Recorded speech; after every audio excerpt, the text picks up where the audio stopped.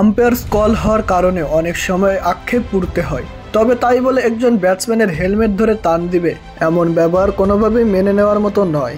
মুশফিকুর রহিমের সাথে আশিতা ফার্নান্দো যা করেছেন সেটা ছিল একদমই বেয়াদবি। তবে এ যাত্রায় মুশফিকুর রহিম অবশ্য তেমন কোনো প্রতিক্রিয়া দেখাননি।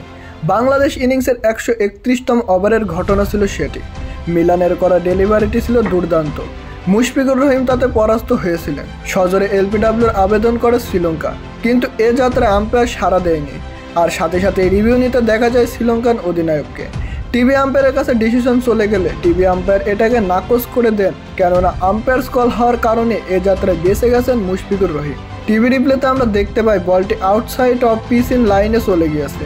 আম্পায়ার্স কল নট আউট হয়ে যাওয়ার কারণে আউট হয়ে এ যাত্রায় বেঁচে গেছেন মুশফিকুর রহিম। আর এতে আম্পায়ারের সঙ্গে খারাপ ব্যবহার করতে দেখা যায় কামিন্দু মেন্ডিসকে। সেই সাথে মুশফিকুর রহিমের কাছে এসে মুশফিকের হেলমেট ধরে টান দিয়ে ফেলেন আশিতা ফার্নান্দো।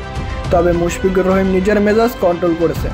এ যাত্রায় তিনি মেজাজ হারিয়ে আশিতা ফার্নান্দোকে তেমন কিছু বলেননি, তিনি শুধু আম্পায়ারকেই এই ব্যাপারটা দেখতে বলেছিলেন।